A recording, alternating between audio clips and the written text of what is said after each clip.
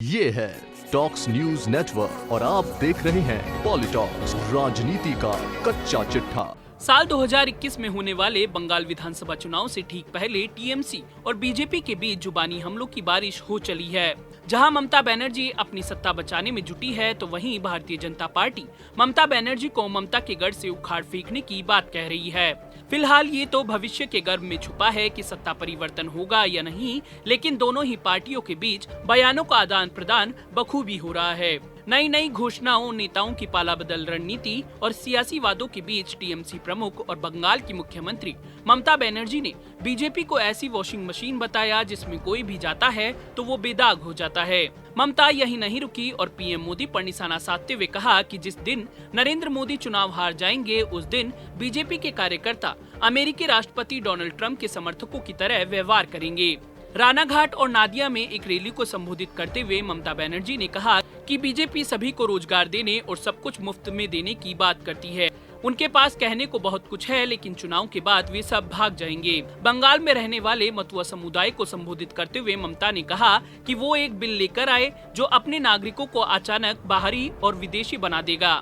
मैंने इसलिए ऐसा कहा क्योंकि बंगाल में सीएए नहीं होता है। एक सीएम के रूप में हम सीएए को लागू नहीं होने देंगे।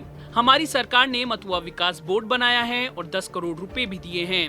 हाल ही में टीएमसी छोड़ बीजेपी में शामिल हुए कई नेताओं के साथ साथ बीजेपी पर भी ममता बनर्जी ने तंज कसा। ममता ने बीजेपी को वॉशिंग मशीन बताते हुए कहा कि टीएमसी में कालो, बीजेपी में सब भालो। यानी जो नेता टीएमसी में थे तो वे काले थे, लेकिन जैसे ही वे बीजेपी में शामिल हुए उनके सारे दाग धुल गए।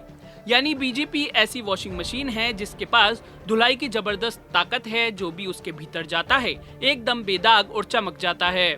ममता बनर्जी ने टीएमसी छोड़कर बीजेपी में शामिल होने वाले नेताओं को भ्रष्ट नेता करार दिया। उन्होंने कहा कि बीजेपी कबाड़ पार्टी बन गई है, दूसरे दलों के बेकार लोगों को शामिल कर रही है। ममता ने रैली में कहा कि बीजेपी देश की सबसे बड़ी कबाड़ पार्टी है। यह एक डस्टबिन पार्टी है जो दूसरे दलों के भ्रष्ट और सड़े गले नेताओं को अपनी पार्टी में भर रही है।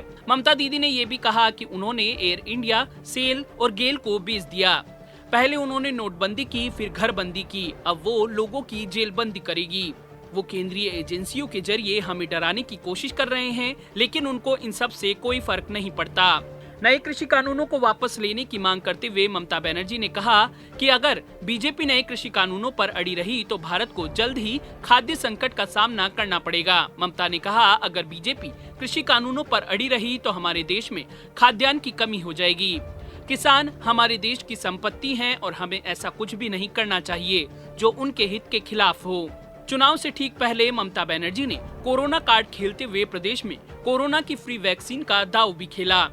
ममता ने ट्वीट करते हुए कहा कि मुझे ये घोषणा करते हुए खुशी हो रही है कि हमारी सरकार राज्य के सभी लोगों को बिना किसी लागत के कोरोना वैक्सीन की सुविधा देने की व्यवस्था कर रही है। वहीं फ्री वैक्सीन के बयान पर भाजपा ने ममता पर निशाना साधा और यूपी के उप मुख्यमंत्री केशव प्रसाद मौर्य ने कहा कि ममता केंद्र सरकार के काम का क्रेडिट लेने की कोशिश कर रही है। वैक्सीन के लिए केंद्र सरकार ने पहले से काफी तैयारी कर रखी है। वैक्सीन सबसे पहले फ्रंटलाइन वर्कर्स को दी जाएगी। पॉलिटॉक्स ब्यूरो, दिल्ली। ये है टॉक्स न्यूज नेटवर्क और आप देख रहे हैं पॉलिटॉक्स, राजनीति का कच्चा चिट्ठा।